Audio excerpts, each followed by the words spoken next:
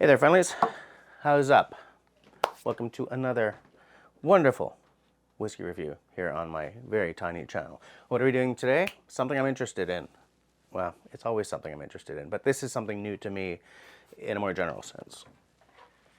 And it's going to be, if I can pick it up without dropping it, this guy right here, Lochley Our Barley. Let's get it open and then chitty McChatty a little bit, okay? Since I'm in the workshop, it's only fitting that I use a hacks to open this baby up. Man, opening these on screen is so stressful because if I duff it up, like I can't take two, you know? I think I've said that before. So boring, Jesse. So darn boring.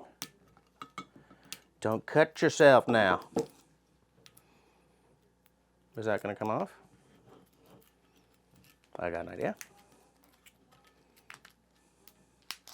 Oh my land. This is harder than it had any right to be. There we go. All right. I have defeated a little plastic thingamajigger. Put the council tool, camp carver, back in its place, in its sheath. And, oh, nice sound. I like it. Pour just a wee bit, just a wee dram. And then we're going to talk. So, important to note here that I know nothing about Lochley. Nothing. I know that it's new. I know that it's family-run, independent, which I think is pretty cool. They make big bones about the fact that they own and work the same fields where Robert Burns lived and worked, like whatever, 250, 240 years ago. So they're making a connection to history, even though they're a new distillery. Aside from that, I don't know much about them. Oh, they're very big on local production. They're using their barley, their water source, and all that. They say that that gives them traceability and more quality control. Is that going to translate into the glass? I have no idea. As a baseline, I kind of don't really put much value in the marketing piffle, right? All the value to me is what's happening in the glass here. So without further ado, so let's do the checklist first. I keep trying to do that and I keep forgetting. What do we have here? Excuse me. So we have a single malt Scotch whiskey. We have 46% alcohol by volume, so we're above the 45.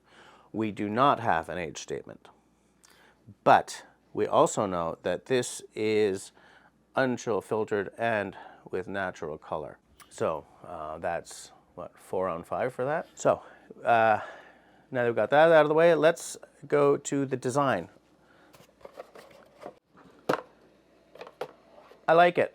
I think it's cool. I think it's very modern, but not crass, not like too showy. It's got this really low-key, very classy. I like it. There's like lines. I mean, it's not texture, but there's this sort of lines screened in, which are echoed on the bottle, which is a very nice, I'm hoping this is picking up on the camera, which is a very nice identity thing. What's interesting on this is that these labels are in French. Like the only English on this bottle is product of Scotland and single malt Scotch whiskey. So that's interesting to me. That's a really nice gesture towards the local market. The box has French and then English, partially. And then there's the usual insert that you get in my province, which has usually the French, but in this case, the English is on the insert. I don't know, I just think that's cool. I like the shape of the bottle. It's easy to pour, right? I like to grab down here, like I'm a barman or something. Easy to deal with. I like it. The texturing makes it easy to pick up. There's a nice, I hope the camera's picking that up. Dare to be honest and fear no labor. Lochley Distillery, home of Robert Burns. Yeah, they're really going in for that Robert Burns thing. So you know what? Look and feel. I'm giving this an 86. I really like it. I'm just looking at it because we know this is unchill-filtered and natural color, so I hope you can see that. Let's get a little closer, shall we? Look at that. Beautiful. Nice light amber, kind of heading into straw color, but still like a dirty blonde, shall we say. Just as an aside, before we go any further, it does say on the bottle right here, matured in a combination of bourbon, sherry, and STR casks. STR is shaved, toasted, and recharred. It's most often, I believe, like a red wine barrel that's kind of, you know, it's done like dinner. And so it's a way of rejuvenating the casks. This apparently brings some nice new flavors, some new noses. It seems that not everyone is in agreement with the red wine like notes surviving the process. I don't know.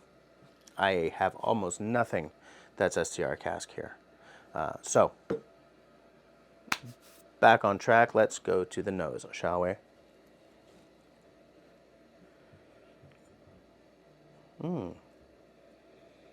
Well, that's very familiar to anyone who likes a lowland scotch or a scotch at all.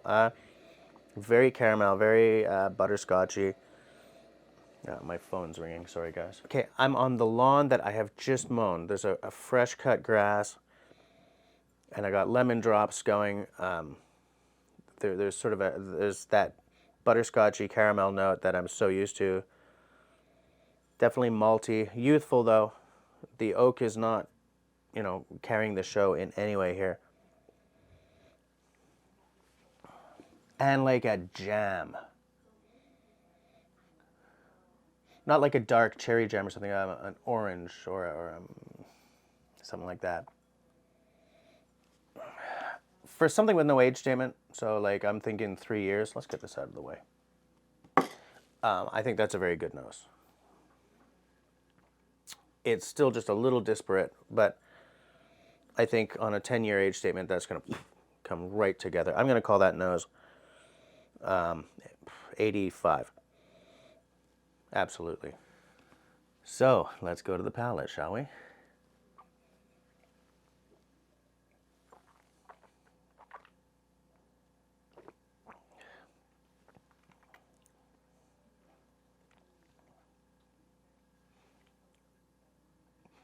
That is much more rounded than I was expecting. There's a bready note. Not like Wonder Bread or, you know, Kleenex bread. Not like white bread, but sort of a, maybe a pumpernickel, something on that side. Table syrup. Like not maple syrup, but the, you know, table syrup. Lightly. Malty, sort of a dark fruit thing happening, but light. That's coming from the sherry, but it's not carrying the show. It hasn't sat in a sherry butt for 10 years or anything yet, but it's sort of coming in, you know, over the hill. You know, it hasn't arrived yet, but it's coming over the hill. The STR, I don't know what that would bring this, so I don't know if that's noticeable at all. But your typical bourbon cask is definitely there. Again, the oak is not carrying the show in any way here. It's sitting there in the mix. That kind of disappeared a little quick though. Hold on a second here. Giving it a second nose now that I've tasted it. It's much of the same. You get what's written on the tin.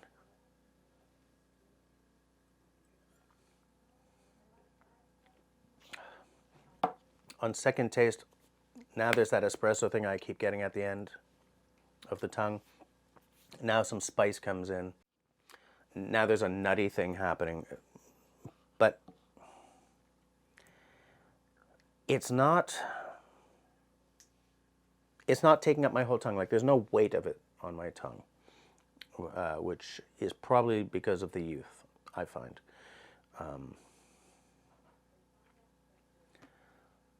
And the finish, There's a bit of sort of a spice trailing off. There's a bit of caramel trailing off, maybe some malt sugar or something, but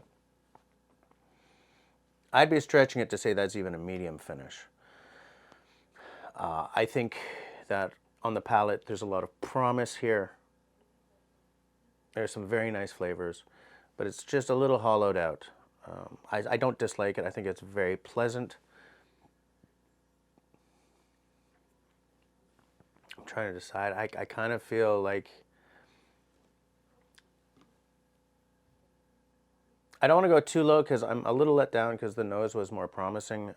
Because at the end of the day, it's got good flavors. It's a nice whiskey. I like it. So I think if I'm going to be fair to it, one more taste just to...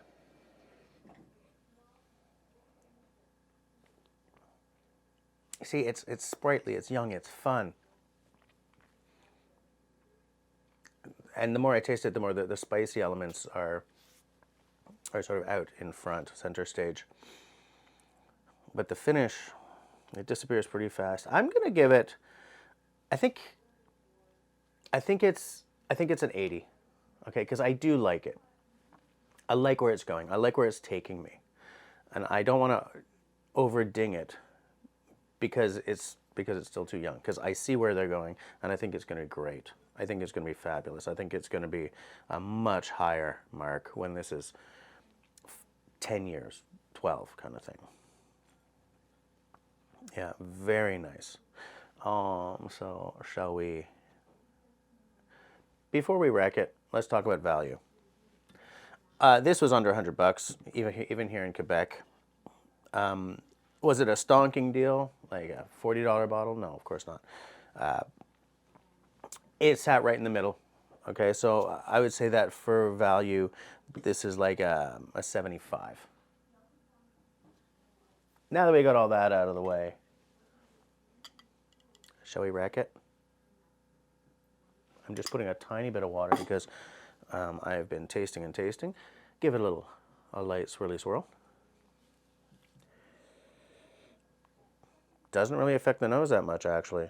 Brings out more spice, though, which always sort of throws me.